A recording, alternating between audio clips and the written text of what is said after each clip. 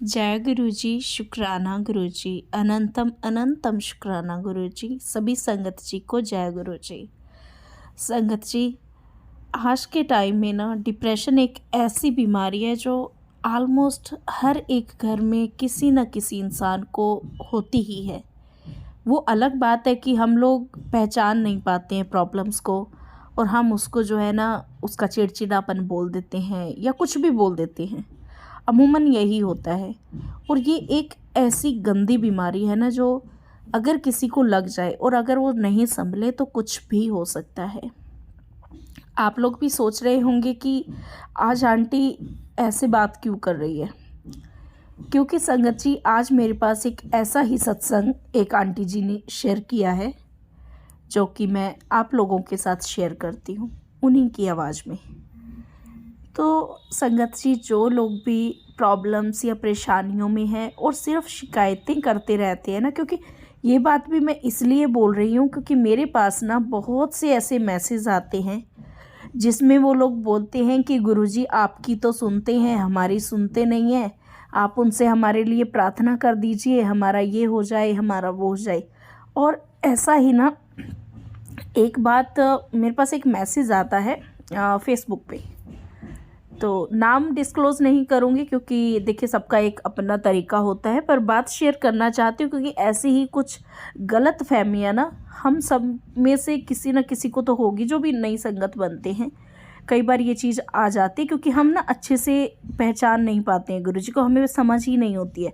हम गुरुजी के दर को ना वैसे ही लेते हैं जैसे जो आजकल जो नॉर्मल बाबों का दरबार होता है कि बस गए, मत्था टेका, हमने कुछ बोल दिया, कुछ है ना कि मन्नत ले ली, वो पूरी हो गई, इस तरीके से लेने देने वाला। तो संगत जी बताना चाहूँगी कि ये दर ऐसा नहीं है, ये हमारे महाशिव का दर है। साक्षात गुरु जी महाशिव है, जहाँ पे कोई रिश्वत नहीं चलती है, ना किसी की चापलूसी चलती है। आपका डायरेक्ट 1 to 1 गुरु जी आपकी बात सुनते हैं, जहाँ आपको कोई मीडिएटर नहीं चाहिए। हाँ, मैं मानती हूँ, मैं सत्संग शेयर करती हूँ, एक सेवा सत्संग की ले रखी है मैंने, तो एक प्लेटफॉर्म आपको मिला हुआ है यहाँ से सत्संग शेयर करने का और सुनने का। तो संगत जी इसको इतने तक ही रखिए। मैं कोई भी साधु संत या वैसा कोई रिचुअल्स वो नहीं करती। जो ज्ञान भगवान ने मुझे दिया है बस वो ज्ञान है।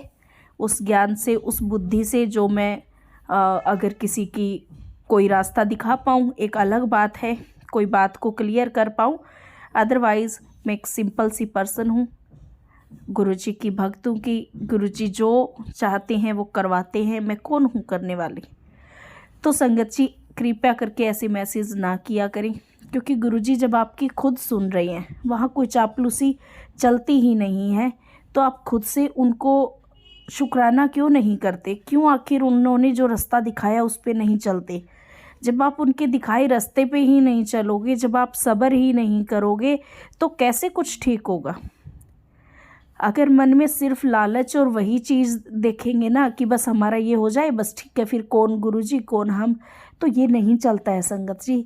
तो हाँ जी, जो मैं बता रही थी फेसबुक वाला, मेरे पास एक आंटी जी का मैसेज आता है कि मैं अगस्त में जुड़ी थी गुरुजी से और हम अक्टूबर में गुरुजी के मंदिर भी जा आई।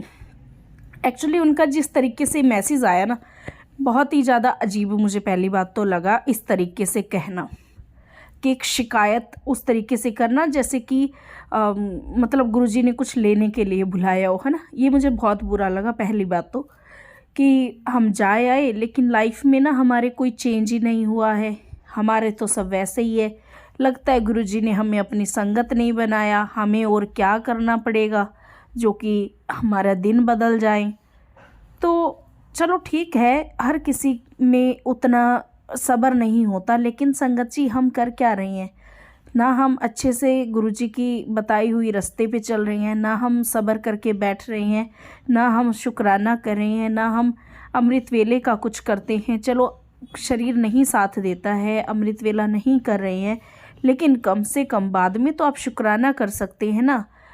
क्या एक हम शुक्राना नहीं कर सकते? क्या हम गुरुजी के मंत्र जाप नहीं लगा सकते घर पे? अगर हम खुद नहीं जाप कर सकते तो मतलब हम खुद उस लायक बनेंगे नहीं कि गुरुजी के मतलब गुरुजी के सामने तो देखो खड़े होने की औकात है ही नहीं। वो तो हमारे कोई जन्मों के अच्छे कर्म हैं कि हमारी किस्मत बहुत अच्छी है कि जो हम हमें जो है ना गुरुजी ने अपनी शरण में लिया। तो संगत जी, बस यही चीज़ें कुछ मंथन दिमाग में चल रहा था। और देखिए आंटी जी का एक सत्संग मेरे पास आया हुआ था, क्योंकि मन में कुछ क्वेश्चन होते हैं ना कि ज़रूरी नहीं है कि हमें दवाइयाँ ही खानी पड़ेगी और हम तभी ठीक हों। हमारे गुरुजी जो है ना, वो तो वो वैद्यों के वैद्य हैं, उनकी तो एक नज़र काफ़ी है हमारी बीमारियां ठीक करने के लिए। तो आइए संगत जी, पहले हम सत्संग सुनते हैं। जय गुरु जी, शुक्राना गुरु जी। और हाँ संगत जी, अगर कभी मेरी कोई बात बुरी लगी तो मुझे माफ़ कीजिएगा। एक्चुअली मेरा कोई किसी को पर्सनली टारगेट करने का कोई वो है नहीं, क्योंकि मेरा कोई यहाँ पे पर्सनली कुछ है नहीं। मेरा सिर्फ ये होता है कि एक फ़्लो होता है और कई बार हम कुछ बात बोल देते हैं तो अपना समझ के बोलते हैं, ताकि मतलब अगर उस वो बात भी आपको गलत लगती है तो माफ़ कीजिएगा। आइए अब सत्संग स्टार्ट करते हैं। जय गुरु जी, शुक्राना गुरु जी। जय गुरु जी, शुक्राना गुरु जी, अनंतम अनंतम शुक्राना गुरु जी। ये मेरा पहला सत्संग है। मैं इसे शेयर करना चाहती थी काफ़ी टाइम से, पर हिम्मत नहीं जुटा पाई। आज मैंने हिम्मत करके ये सत्संग की तैयारी की कि मैं आज सत्संग करूँगी गुरु जी का, क्योंकि मेरे पास बहुत सारे मैसेज आ रहे थे उनके। और मेरी जो जर्नी स्टार्ट हुई थी वो मेरी इसी साल हुई है, अगस्त में। मैं बहुत परेशान रहती थी, मतलब एक अलग सी ही परेशानी थी। मुझे कुछ अच्छा नहीं लगता था, मुझे खाना नहीं अच्छा लगता था, बाहर जाना नहीं अच्छा लगता था, फ़ोन चलाना नहीं अच्छा लगता था। बस मन करता था कि कुछ गलत कर लूँ अपने साथ। मतलब मैं रोती थी बैठ कर के, अरे ऐसा मेरे साथ क्यों हो रहा है, मैंने क्या किसी का बुरा किया। फिर ऐसे ही गुरुजी के मैसेज आते थे मेरे पास फेसबुक पे, तो मैं नॉर्मली उन्हें फॉलो करती थी सिर्फ जय गुरु जी लिख करके। मैं इतना नहीं जानती थी गुरुजी के बारे में, इसके लिए क्षमा चाहती हूँ गुरुजी। ये मेरा पहला सत्संग है, तो अगर मुझसे कोई गलती होती है मेरी प्यारी संगत, तो मैं इसके लिए क्षमा चाहती हूँ। इसके बाद मेरी बड़ी बहन है, उनसे मेरी बात होती है, तो उन्होंने मुझे गुरुजी के बारे में बताया। तब से मतलब मैंने भी ध्यान किया, तो मुझे फेसबुक पे मैसेज आने लगे गुरुजी के हर चीज़ को लेकर के। तो मैंने उनके संगत सुनने लगी, मैं उनके सत्संग सुनने लगी, उन्हें फॉलो करने लगी। मुझे बहुत अच्छा लगता था, मैं बहुत अच्छा फील करने लगी थी, मैं बहुत खुश रहती हूँ इस वक्त। और मेरे साथ ऐसे बहुत सारे सत्संग हुए हैं कि मैं मतलब कि काउंटिंग ही नहीं है। अगर बताने बैठी तो बहुत टाइम हो जाएगा। तो इतनी खुशी मिलती है इनके, जब मैं सत्संग सुनती हूँ, अंदर से एक अलग ही पॉजिटिव थिंकिंग आती है। और मैं सारी बातें अपनी बहन से शेयर करती हूँ। मैं उस बहन का धन्यवाद करना चाहूँगी, अपनी बड़ी बहन का, जिन्होंने मुझे गुरुजी के बारे में बताया और मैं गुरुजी के टच में आई। गुरुजी ने ऐसा बहुत मतलब रास्ता दिखाया है हर चीज़ को ले करके, जिसे मैं बयां भी नहीं कर सकती। और अभी भी आज का भी टाइम है, बहुत खुशी होती है जब भी टाइम मिलता है, मैं उनके सत्संग सुनती हूँ बैठ कर के। और कभी नहीं भी टाइम मिलता तो मैं उनसे क्षमा मांगती हूँ, माफ़ी मांगती हूँ। अभी मैंने उनका स्वरूप, मुझे नहीं पता था इतना इसके बारे में, तो मैं उनका मतलब मेरा एक मन हुआ कि दीपावली आ रही है तो मैं गुरुजी का स्वरूप चाहिए मुझे। तो मुझे नहीं पता था कि अगर हम ऑनलाइन परचेज़ करते हैं तो उसमें ब्लेसिंग नहीं होती है। पर मैंने माफ़ी मांगी, मैंने ऑनलाइन उनका स्वरूप मंगाया, मैंने घर में लगाया, मैंने उनकी पूजा भी की। अब मैं उन्हें चाय प्रसाद भी रखती हूँ और खाना प्रसाद भी रखती हूँ, मतलब जितना हो सकता है मैं करती हूँ। उनसे अगर कोई भी गलती होती है क्षमा भी मांगती हूँ इसके लिए। इसके बाद बहुत सारे ऐसे इंसिडेंट हुए हैं कि मुझे लगा हाँ गुरुजी में शक्ति है। क्योंकि अभी करवा चौथ था, थोड़ी सी फाइनेंशियल प्रॉब्लम चल रही है घर में, तो मैंने सोचा कैसे जाएगा, कैसे फेस्टिवल बनेगा। पर गुरुजी की ऐसी महिमा रही है कि उन्होंने ऐसे सारे त्यौहार कराए कि मुझे पता ही नहीं चला कि हमारे पास पैसे की प्रॉब्लम है।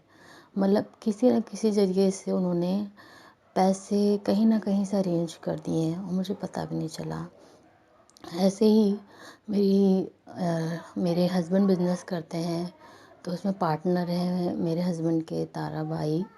तो मतलब बहुत ही एक फैमिली की तरह जुड़ गए हैं वो हमारे। मैं उन्हें भैया बोलती हूँ। उनकी बेटी बहुत बीमार थी, मतलब 1 वीक तो उसे फ़ीवर आया। फ़ीवर जाने का नाम नहीं ले रहा था। मैं सब परेशान थे। फिर मैं डेली मतलब जब भी उन्हें चाय प्रसाद देती थी तो मतलब हमेशा उनसे ब्लेस करती थी कि उसे ठीक कर दीजिए गुरुजी।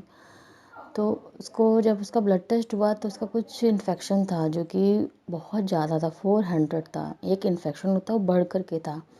तो मैंने गुरु से बहुत ब्लेस किया। डॉक्टर ने ये तक बोल दिया कि 2 दिन दवा पिलाओ, नहीं तो 3rd दिन इसको एडमिट करना पड़ेगा। फिर आप मानोगे नहीं, 2 दिन दवा गई है, तीसरे दिन जब ब्लड टेस्ट हुआ है जो 400 था वो 34 आ गया। मैंने तुरंत शुक्राना किया गुरुजी का सत सत नमन करती हूँ उन्हें गुरुजी। और इसके अलावा बहुत सारे ऐसे हैं इंसिडेंट, मतलब बहुत सारे, क्या मैं बयां करूँ, क्योंकि मेरा पहला सत्संग है। थोड़ा सा मुझे पहले मैं बहुत घबराई थी कैसे मैं सत्संग शेयर करूँ, पर गुरुजी ने मुझे हिम्मत दी।